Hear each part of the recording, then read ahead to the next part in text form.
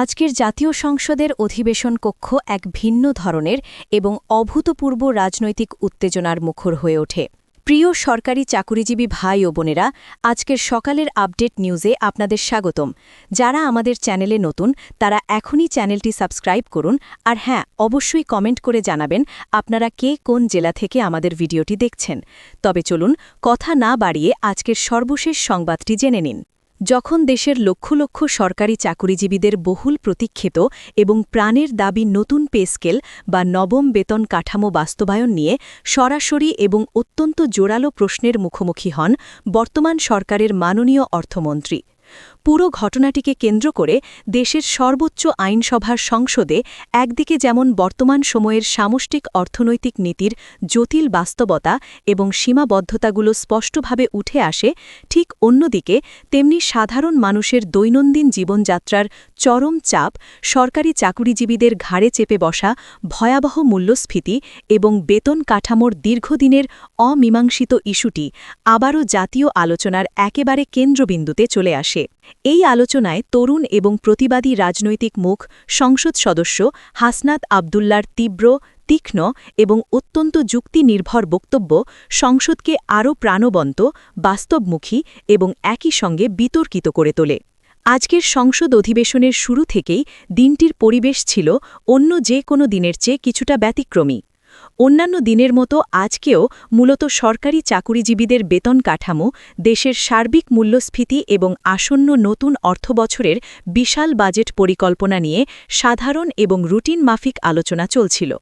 কিন্তু বিষয়টি হঠাৎ করেই এক নতুন এবং নাটকীয় মাত্রা পায় যখন তরুণ নেতা হাসনাত আবদুল্লাহ ফ্লোর নিয়ে সরাসরি পে স্কেল বাস্তবায়নের সুনির্দিষ্ট সময়সীমা নিয়ে সরকারের দিকে প্রশ্ন ছুড়ে দেন।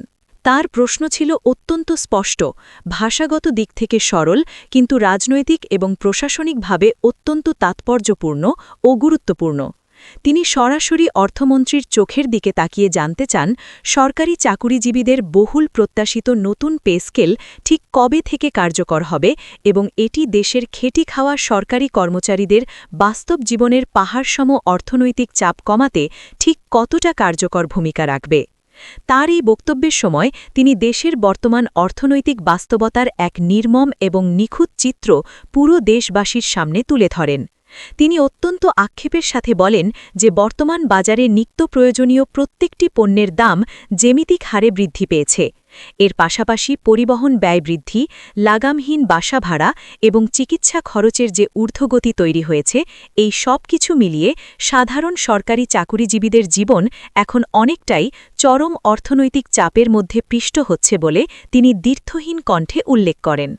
তার ভাষায়, দেশের বেতন কাঠামো যদি বর্তমান সময়ের ভয়াবহ বাস্তবতার সঙ্গে কোনোভাবেই সামঞ্জস্যপূর্ণ না হয়, তবে সরকারি প্রশাসনের ভিতরে খুব দ্রুতই এক ধরনের নীরব অস্থিরতা এবং হতাশা তৈরি হতে পারে।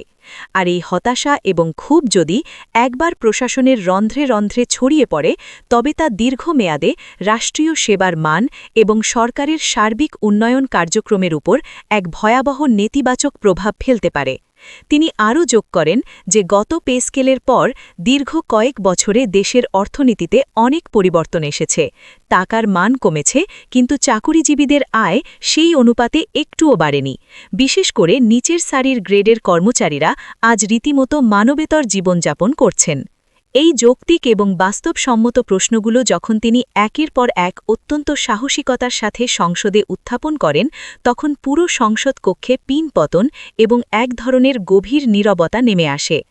অনেক প্রবীণ এবং নবীন সংসদ সদস্য অত্যন্ত মনোযোগ সহকারে তার এই সময়োপযোগী বক্তব্য শোনেন। আবার কেউ কেউ বিষয়টির গভীরতা এবং গুরুত্ব অনুধাবন করে নিজেদের মধ্যে ফিসফিস করে আলোচনা শুরু করেন। অনেকেই মাথা নেড়ে হাসনাত আবদুল্লার কথার সাথে নিজেদের নীরব সমর্থন ব্যক্ত করেন।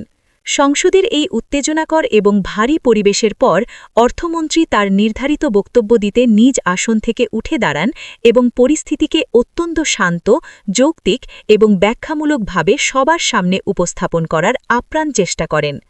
তিনি তার বক্তব্যের শুরুতেই স্বীকার করে নেন যে সরকার এবং অর্থ মন্ত্রণালয় সরকারি চাকুরিজীবীদের এই আর্থিক কষ্টের বিষয়টি সম্পর্কে পুরোপুরি অবগত রয়েছে এবং এটি কোনো বিচ্ছিন্ন বিষয় নয়, বরং এটি সরকারের একটি দীর্ঘমেয়াদী এবং বৃহৎ অর্থনৈতিক পরিকল্পনার অবিচ্ছেদ্য অংশ। তিনি অত্যন্ত সতর্কতার সাথে ইঙ্গিত দেন যে আসন্ন নতুন অর্থবছরের যে বাজেট প্রণয়নের প্রক্রিয়া বর্তমানে অর্থ মন্ত্রণালয়ে চলমান, সেই প্রক্রিয়ার মধ্যেই পে স্কেল সংক্রান্ত এই স্পর্শকাতর বিষয়টি অত্যন্ত গুরুত্বের সাথে বিবেচনায় নেওয়া হচ্ছে।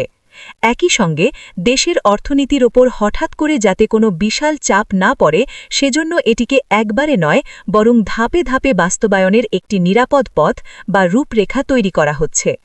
তবে অর্থমন্ত্রীর এই দীর্ঘ এবং ব্যাখ্যামূলক বক্তব্যে পে স্কেল বাস্তবায়নের কোনো সুনির্দিষ্ট তারিখ বা নির্দিষ্ট সময়সীমার উল্লেখ না থাকায় সংসদীয় আলোচনায় নতুন করে আবার হতাশা এবং পাল্টা প্রশ্ন তৈরি হয়। সংসদের ভিতরে উপস্থিত অনেক সংসদ সদস্য এবং বিশ্লেষকেরা অর্থমন্ত্রীর এই বক্তব্যকে কিছুটা অস্পষ্ট, গতানুগতিক এবং কালক্ষেপণের কৌশল হিসাবে ব্যাখ্যা করেন। ঠিক এই সুযোগেই স্পিকারের অনুমতি নিয়ে আবারও ফ্লোর নেন তরুণ নেতা হাসনাত আবদুল্লাহ। তিনি অত্যন্ত দৃঢ়তার সাথে বলেন, যুগের পর যুগ ধরে শুধুমাত্র পরিকল্পনার কথা বা আশ্বাসের কথা বললে সাধারণ মানুষের বা চাকুরিজীবীদের হারানো আস্থা আর ফিরে আসে না।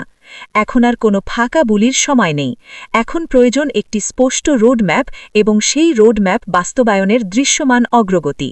তার মতে, দীর্ঘদিন ধরে দেশের প্রায় ১৫ লক্ষ সরকারি চাকুরিজীবী এবং তাদের পরিবারের কোটি কোটি সদস্য একটি নতুন পে স্কেলের আশায় চাতক পাখির মতো বসে আছেন। কিন্তু তাদের সেই দীর্ঘদিনের লালিত আশার যদি বাস্তব কোনো প্রতিফলন না থাকে, তবে প্রশাসনিক কাঠামোর ভিতরে যে ব্যাপক হতাশা এবং কর্মবিমুখতা তৈরি হতে পারে, তা শেষ পর্যন্ত রাষ্ট্রীয় সকল গুরুত্বপূর্ণ কার্যক্রমের উপর এক স্থবির প্রভাব ফেলতে পারে। তিনি তার জোরালো বক্তব্যের শেষ পর্যায়ে আরও যোগ করেন যে মূল্যস্ফীতির এই ভয়াবহ এবং লাগামহীন বর্তমান পরিস্থিতিতে সরকারি কর্মচারীদের বেতন কাঠামো পুনর্বিন্যাস করা বা নতুন পে স্কেল দেওয়া এখন আর কোনো বিলাসিতা বা অনুগ্রহের বিষয় নয়, বরং এটি একটি অপরিহার্য এবং অবশ্যম্ভাবী অর্থনৈতিক সিদ্ধান্ত যা সরকারকে নিতেই হবে। সংসদে এই তরুণ নেতার এমন সাহসী বক্তব্যের পর আলোচনায় অন্যান্য প্রবীণ এবং বিরোধী দলীয় সংসদ সদস্যরাও স্বতঃস্ফূর্তভাবে অংশ নেন। কেউ কেউ সরকারের বর্তমান অর্থনৈতিক সীমাবদ্ধতা, বৈশ্বিক সংকট এবং ব্যয়ের চাপের দিকটি তুলে ধরে সরকারকে সময় দেওয়ার কথা বলেন। আবার অনেকেই হাসনাত আবদুল্লাহর সাথে একমত পোষণ করে দ্রুত এবং কালক্ষেপণ না করে সিদ্ধান্ত নেওয়ার পক্ষে জোরালো মত দেন। এই দীর্ঘ এবং গঠনমূলক বিতর্কের মধ্য দিয়ে একটি বিষয়ে সবার কাছে দিনের আলোর মতো স্পষ্ট হয়ে ওঠে যে নতুন পে স্কেল শুধু একটি সাধারণ প্রশাসনিক সিদ্ধান্ত বা ফাইলের মধ্যে সীমাবদ্ধ কোনো বিষয় নয়, বরং এটি একটি বিশাল সামাজিক এবং অর্থনৈতিক বাস্তবতার সঙ্গে গভীরভাবে যুক্ত একটি জাতীয় ইস্যু। সংসদের এই বিতর্কের একেবারে শেষ পর্যায়ে অর্থমন্ত্রী তার সমাপনী বক্তব্যে আবারও সরকারের অবস্থান এবং সদিচ্ছা পরিষ্কার করার চেষ্টা করেন।